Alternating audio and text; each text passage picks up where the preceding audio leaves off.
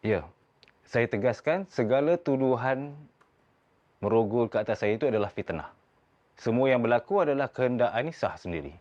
Boleh jelaskan yang lebih spesifik bagaimana Anisah memulakan perbuatan tu? Anisah ini seorang yang suka melanggar peraturan di Baitul Khadijah. Malah dia juga mempunyai hubungan dengan lelaki di luar. Apa yang dia buat terhadap saya itu adalah disebabkan dendam. Anisah memang seorang gadis yang liar. Bantahannya Arif, tuduhan bersifat spekulatif dan menyerang watak saksi secara peribadi tanpa bukti kukuh. Bantahan diterima. Tertuduh, sila jawab berdasarkan fakta, bukan dengan membuat tuduhan peribadi.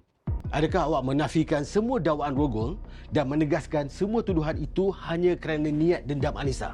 Saya nafikan sekeras-kerasnya segala dakwaan saya merogol Anisah. Apa yang berlaku di antara saya dan Anisah adalah kehendak dia sendiri. Dia yang meminta untuk bersama dengan saya atas alasan untuk minta maaf.